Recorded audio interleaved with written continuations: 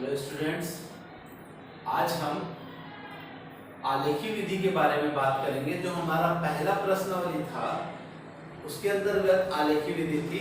हमने इस चैप्टर के अंदर प्रतिस्थापन विधि, विलोपन विधि, वज्रपूर्णन विधि, इन सभी विधियों का अध्ययन किया है पिछली कक्षाओं में। और ये हमारा अंतिम टॉपिक है आलेखी विधि, जिसको ग्राफिकल मेथड भी कहते हैं।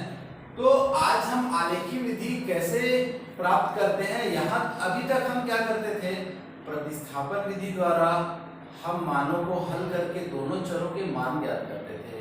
इसके बाद हम प्रतिस्थापन विधि में भी, विलोपन विधि में भी और वज्रगुणन विधि, तीनों विधियों में ही क्या करते थे, हम मान ज्ञात करते थे।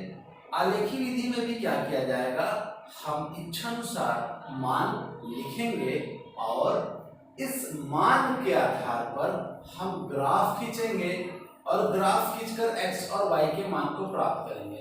इसके लिए हम ये सावधानी बरतें कि हम कभी भी ऐसे x के मान ऐसे रखें इच्छानुसार, आप चाहे वो धनात्मक हो चाहे वो ऋणात्मक हो। सबसे पहली महत्वपूर्ण बात यह है कि इसमें पूर्णांक में मान आए, भिन्न के रूप में ना आए, दशमलव के रूप में ना आए।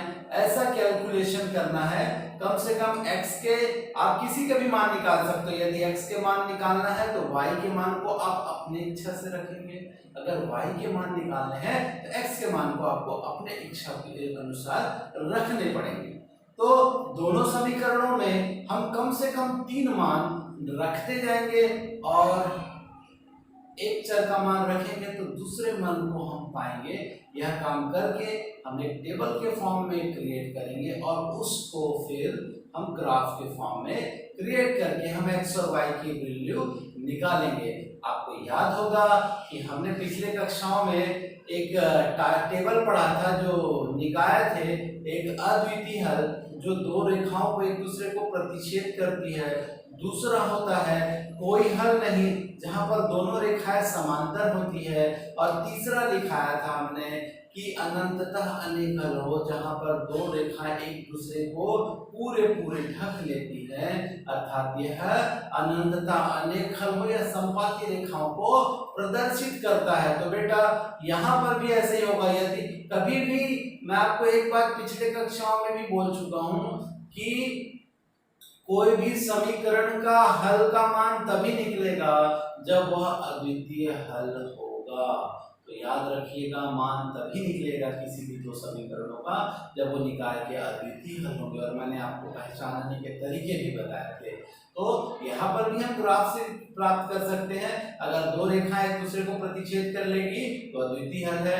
दो रेखाएं परस्पर समांतर होंगी तो कोई हल नहीं है। और दो रेखा एक ही जैसे मान आ जाएंगे, एक रेखा दूसरे रेखा को पूर्णतः ढक देती है तो अनंततः अनेक हल होता है। तो चलते हैं इन प्रश्न की ओर और क्या मान प्राप्त होता है उसको हम देखेंगे और अब हम मान निकालने की ओर बढ़ेंगे। तो यहाँ पर समीकरण नंबर 1 से प्राप्त करेंगे 3x + 2y बराबर 12। मैंने पक्षांतर किया तो मैंने क्या किया, 2y = 12 - 3x, y = 12 - 3x बटे 2। ये अब हमारा यहाँ पर y का मान प्राप्त होगा हमें। तो यहाँ x की वैल्यू हमें पुट करनी है। तो x की वैल्यू हम 0 भी ले सकते हैं। 0 रखने पर जब हमने 0 लिया तो y = क्या हो गया, 0 लिया तो 12/2 हुआ तो y = क्या हो गया, 6। क्योंकि यहाँ पर 0 हो गया तो 2 से भाग जाएगा 6। देखो यहाँ पर पूर्णांक के रूप में मान आ रहा है। दूसरी बात, हमने x बराबर 0 लिया था तो y का मान प्राप्त हुआ।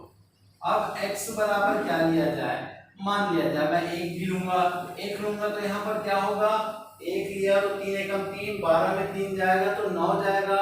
9/2 तो 2 के पढ़ने में 9 नहीं आता तो ये नहीं हो पाएगा। तो मैं x बराबर क्या ले लेता हूँ, 2 ले लेता हूँ। तो 3 दूनी 6 हो जाएगा। मैं थोड़ा सा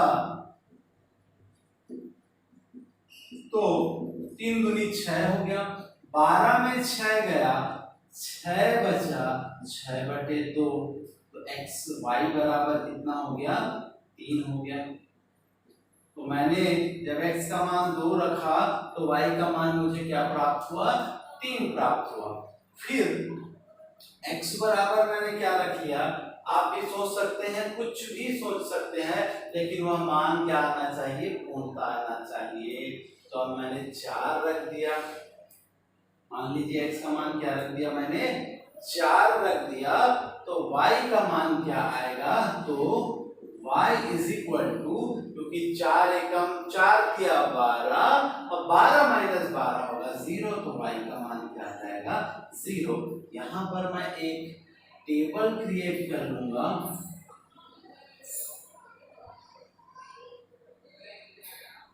x की वैल्यू और y की वैल्यू।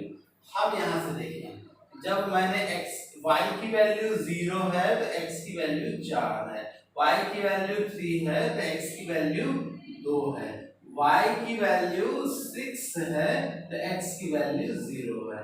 ये हमारा मान प्राप्त हो गया। इसी प्रकार समीकरण नंबर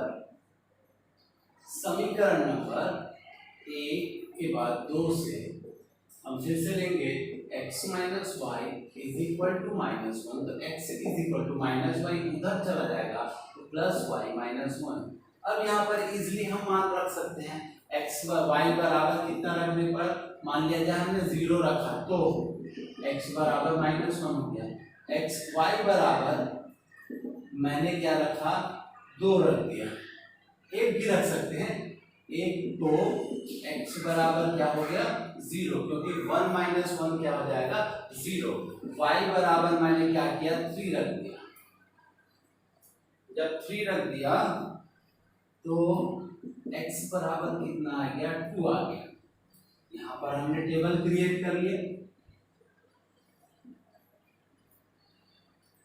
इन टेबल के मान को हम कंटेन करके रखते हैं, x के वैल्यू की वैल्यू को, x की वैल्यू नीचे से लेकर चलते हैं, कोई दिक्कत नहीं है।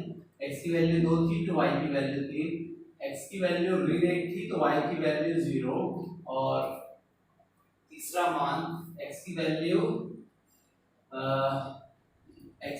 0 थी तो y की वैल्यू 1 थी, और x की वैल्यू -1 थी तो y की वैल्यू क्या हुई, 0 हो गई। थोड़ा सा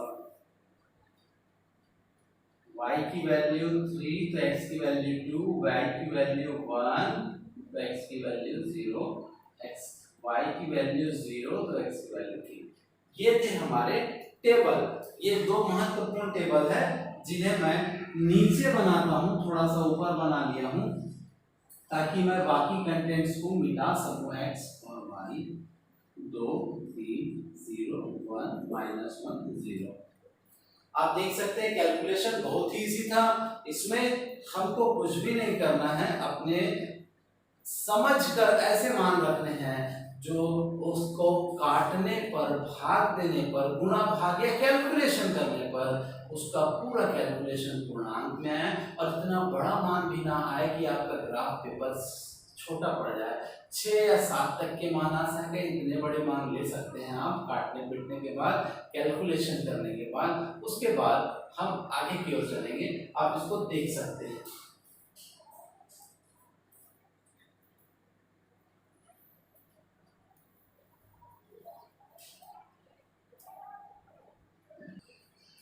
तो ये मैंने अक्ष बना दिया है, जैसे कि आप जानते हैं धनात्मक x अक्ष है, ये ऋणात्मक x अक्ष है, ऊपर का धनात्मक y अक्ष है और नीचे का ऋणात्मक y अक्ष है, और मैंने इसमें पैमाने भी लिख दिए हैं, धनात्मक की ओर धनात्मक, ऋणात्मक की ओर ऋणात्मक। अब देखा x बराबर 4 तो धन 4 है तो धन 4 की ओर गया और वहां टिक लगा दिया क्योंकि y बराबर 0 है, ठीक है। फिर मैंने क्या किया, x बराबर 2 और y बराबर कितना है 3, दोनों गुणक 3 है, तो x बराबर 2 में y बराबर क्या था 3। तो इस प्रकार से हमारे पास, आपके पास जो ग्राफ पेपर रहेगा उसमें डॉटेड ऐसे ग्राफ बने रहते हैं, तो मैंने उसमें जोड़ दिया जहां पर 2 और 3 जहां पर मिल रहे थे। ध्यान से देखिएगा, हमारे को दो बिंदु मिल गए हैं। तीसरा था x की वैल्यू 0, मतलब यहाँ पर 0, तो y की वैल्यू कितनी थी 6 प्लस y की वैल्यू 6 थी, तो ये 6 है। यहाँ पर मैंने टिक लगा दी, तो हमें 3 बिंदु मिला और तीनों को स्केल की सहायता से मिलाते हुए एक रेखा को हमने खींच लिया। तो ये जिस समीकरण का था, यहाँ पर हम उस समीकरण को लिख सकते हैं 3x धन 2y, 3x धन 2y इज इक्वल टू या प्लस -12 इज इक्वल टू 0। ये इस रेखा को मैंने प्रदर्शित कर दिया। दूसरे डिब्बे में x की वैल्यू पुनः 2 और y की वैल्यू 3 थी। x की वैल्यू 2 और y की वैल्यू 3, दोनों यहीं पर मिल रहा है फिर से। दूसरा x की वैल्यू 0 और y की वैल्यू 1, तो y की वैल्यू +1 यहाँ पर मिल रहा है। फिर x की वैल्यू -1 और y की वैल्यू 0, तो अब हमें 3 बिंदु फिर मिल गई। इन तीनों बिंदुओं को मिलाया और इस प्रकार से एक रेखा प्राप्त किया।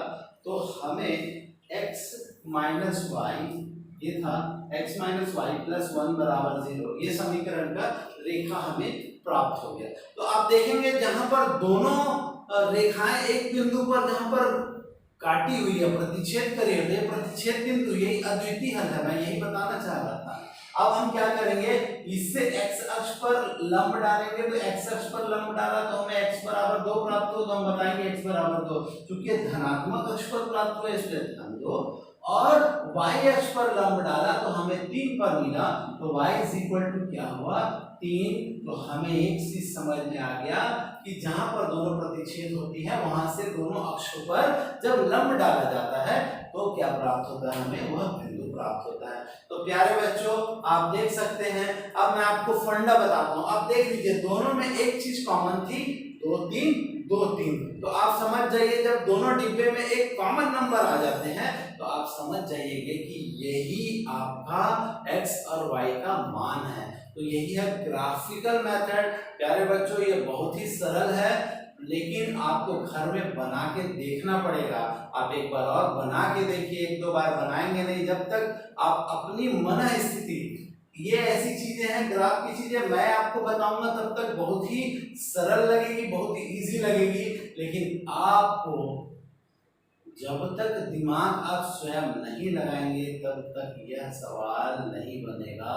क्योंकि मैं तो 10 सवाल बता दूं बेटा, लेकिन मेहनत आपको करना है, और आप मेहनत करेंगे तो आपका बुद्धि बल का, आप जितना विवेक का, जितना ज्यादा मेहनत का, जितना अच्छा परिश्रम आप करेंगे उतना ही अच्छा परिणाम होगा। तो प्यारे बच्चों ये था हमारा ग्राफिकल मेथड। ये ऐसे ही अगर आप दो रेखाएं बराबर मिलती, समांतर मिलती, तो वह कौन सा कंडीशन आप वहां पर लिखते थे, वहां पर कोई दो रेखाएं प्रतिच्छेद नहीं कर रही हैं तो कोई मान प्राप्त नहीं होगा।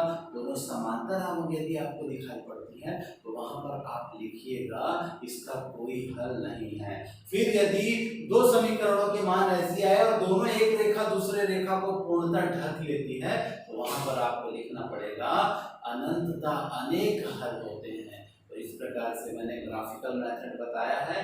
आप घर में अच्छे से इसका मेहनत कीजिए और अच्छे से तैयारी कीजिए, आपको जरूर समझ में आएगा। तो आज के लिए इतना ही, तब तक के लिए धन्यवाद।